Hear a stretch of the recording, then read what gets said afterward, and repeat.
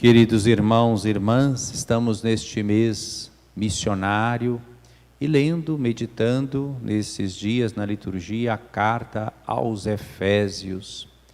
E hoje nós vemos como Paulo faz uma oração nessa carta aos Efésios. Eu dobro joelhos diante do Pai. É uma oração trinitária. Aqui se menciona o Pai, se menciona o Espírito Santo, se menciona o Filho.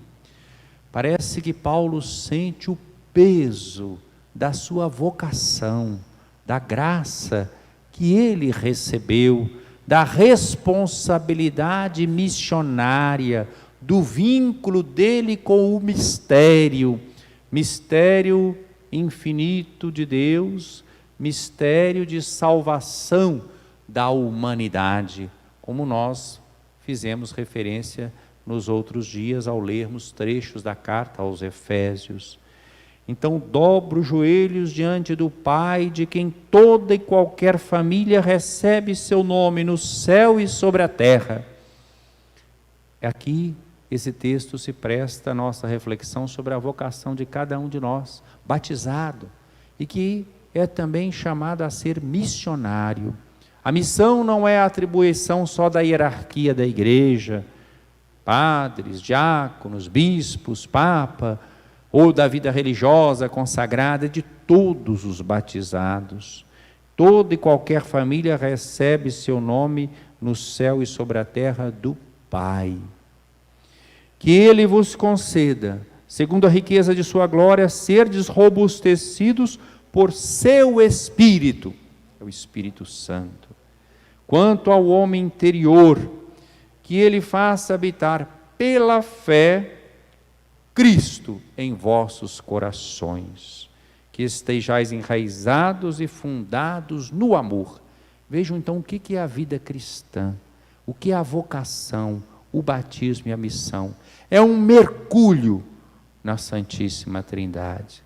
Nós não estamos simplesmente diante da Santíssima Trindade, mas envolvidos no mistério da Santíssima Trindade, abraçados pelo Pai, pelo Filho, pelo Espírito Santo. A igreja é isso, é o povo congregado na unidade do Pai, do Filho e do Espírito Santo. A liturgia que nós celebramos, a missa que nós celebramos, ela tem toda uma estrutura trinitária. Todas as nossas orações são dirigidas ao Pai, pelo Filho, no Espírito Santo.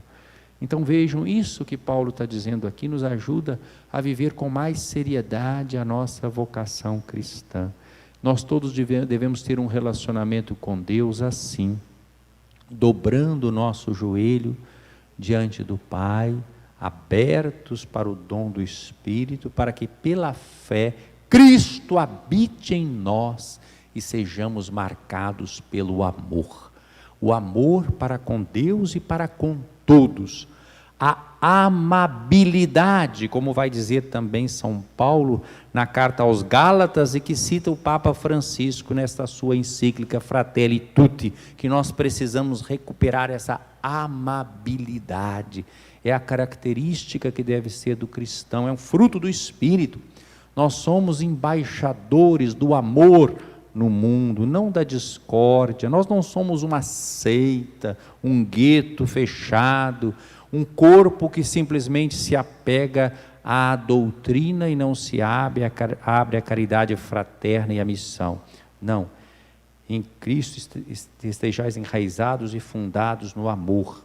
Tereis assim a capacidade de compreender com todos os santos qual a largura, o comprimento, a altura, a profundidade, e de conhecer o amor de Cristo, que ultrapassa todo conhecimento, a fim de que sejais cumulados até receber toda a plenitude de Deus. Estão vendo? Nós não somos chamados a pouca coisa. Às vezes nossa oração diante de Deus é só uma oração para obter determinados favores.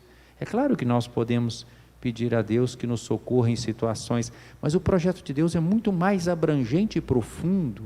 é fazer com que nós participemos da sua vida, e já aqui nesse mundo, não só depois da morte. Depois da morte é a plenitude, mas nós já começamos a experimentar o céu na terra, quando nós dobramos os joelhos diante do Pai, movidos pelo Espírito, para sermos configurados a Jesus Cristo, e darmos um testemunho de amor universal, como nos convida o Papa Francisco na Fratelli Tutti. Aquele que tudo pode realizar superabundantemente, muito mais do que nós pedimos ou concebemos, e cujo poder atua em nós, a Ele a glória na Igreja e em Jesus Cristo por todas as gerações para sempre. Amém. Estão vendo que é uma belíssima oração trinitária e que fala da nossa vocação e da nossa missão. Pode assustar uma leitura superficial do Evangelho de hoje, Lucas capítulo 12, porque todos nós pensamos Jesus, e aliás a carta aos Efésios que nós lemos hoje, mas num trecho anterior que nós lemos outro dia, fala: Ele é a nossa paz, do que era dividido Ele fez um só, derrubou o muro da separação. Isso tudo é verdade, Cristo é a nossa paz. Só que aqui hoje no Evangelho, o que nós ouvimos? Ele fala assim: vós pensais que eu vim trazer paz sobre a terra? Pelo contrário, eu vos digo, vim trazer divisão. Isso pode assustar numa leitura superficial. Lucas capítulo 12. Mas é só a gente lembrar lá dos evangelhos da infância, em Lucas mesmo, quando Maria e José foram ao templo com o menino Jesus para apresentá-lo, encontraram Simeão, aquele ancião que representa o Antigo Testamento, as esperanças de Israel. E Simeão, cheio de alegria ao ver Maria, o menino e José, toma o menino em seus braços e diz: agora, Senhor, nunca dimites, que a igreja reza todos os dias na sua oração da noite de completas: agora, Senhor, podeis deixar o vosso servo ir em paz, porque os meus olhos viram a tua salvação. Essa palavra no original do Evangelho de Lucas, grego, está lá, soterion, significa salvação personalizada, a salvação em pessoa, não a salvação como um projeto abstrato ou ideal, não, a salvação em pessoa. Meus olhos viram a tua salvação, podeis deixar o vosso servo ir em paz.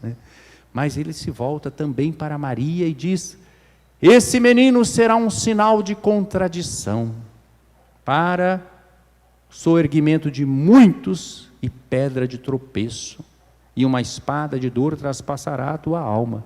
Então, lá na infância de Jesus, já foi dito que ele seria esse sinal de contradição. Diante de Jesus Cristo, nossa vida se define, seja explicitamente quando o conhecemos, seja implicitamente pelas atitudes, opções, comportamento que assumimos na vida. Eu vim lançar fogo sobre a terra, e como gostaria que já estivesse aceso. Que fogo é esse? É o fogo do Espírito Santo, é o fogo de uma vida que busca realmente a santidade, o amor, é o fogo do amor. Eu devo receber um batismo, e como estou ansioso até que isso se cumpra. Que batismo é esse? É aquele que está ali, na cruz, é o batismo do crucificado. Esse é o batismo que ele está ansiando, é o batismo do mistério pascal, que nós celebramos em cada Eucaristia.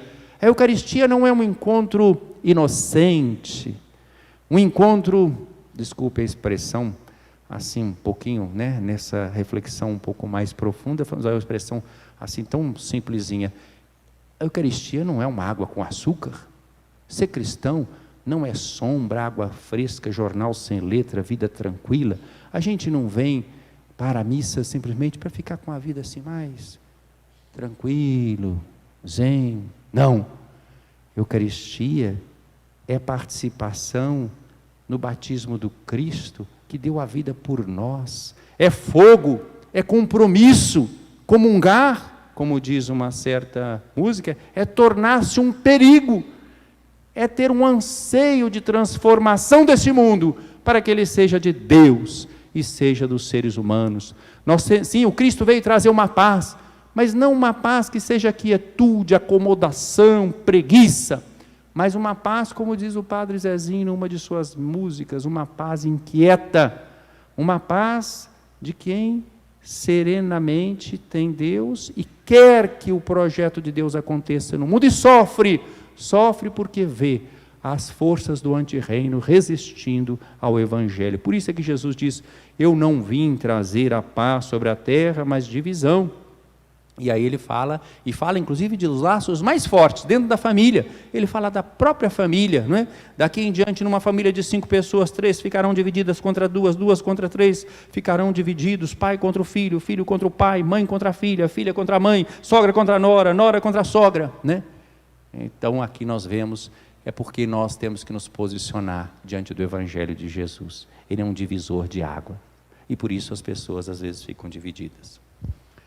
Só para não deixar de mencionar, hoje nós estamos celebrando a memória de um grande Papa, um grande santo, São João Paulo II, que foi beatificado por Bento XVI e canonizado pelo Papa Francisco. Um homem que esteve à frente da igreja por mais de 26 anos, numa época muito difícil. Aqui nós vemos exatamente isso aqui. Isso que nós ouvimos na primeira leitura, de dobrar o joelho diante do Pai, de se deixar levar pelo Espírito, de se configurar a Cristo, de ter esse fogo, né, missionário, isso nós encontramos na vida de São João Paulo II. Eu não vou expor a sua vida, nem falar detalhadamente do seu pontificado. Isso é tema para uma aula, para uma conferência e para gente mais competente. Eu vou só mencionar alguns aspectos que mostram o triunfo da graça nessa vida. São João Paulo II é polonês e, portanto, um país que viveu situações dificílimas, nasceu em 1920. Aos 9 anos, ele teve a sua mãe muito religiosa. Aos 9 anos ele perde a sua mãe, fica órfão de mãe, aos 9 anos de idade. Aqui tem algumas crianças, penso que perder a mãe aos 9 anos de idade, quando ela estava grávida, morre numa gravidez, problema de saúde que ela tinha. Depois, vai vivendo, vai perder mais tarde o irmão, o único irmão que tinha. Depois, aos 21 anos, perde o pai, fica sem ninguém da família, nem pai, nem mãe, nem irmão. Vai ter a sua formação em tempos difíceis, vai bem nos estudos, o pai é disciplinado também, e depois vem a Segunda Guerra Mundial, a Polônia é invadida, ele vive um momento, um tempo conflituoso, isso aqui, nada de paz, tudo de divisão, seu país é dividido e rachado ao meio, os nazistas ocupam a grande parte, uma outra parte é ocupada pelos comunistas, é a partilha da Polônia, em 1939, E São João Paulo II vai, depois, quando quer ser padre, porque ele sempre teve um gosto pelos estudos, gosto pela literatura, gosto pelo teatro, vivia no meio dos jovens, ele quer ser padre, ele tem que estudar escondido, no tempo do nazismo, ele tem que estudar escondido no porão da casa do bispo, vai ter que estudar, depois de trabalhar, às vezes, na pedreira, no tempo do nazismo, fazendo trabalhos duros. Depois, mais tarde, será eleito bispo, no tempo de Paulo VI, cardeal. São João Paulo II vai participar do Concílio Vaticano II, ativamente. Participou, inclusive, da redação da Constituição Pastoral Gaudium et Spes e da Declaração sobre a Dignidade Humana e Dignitatis Humanis, lá do Concílio Vaticano II, fala sobre a liberdade religiosa. Era muito amigo e querido por Paulo VI, colaborou também com Paulo VI no seu pontificado.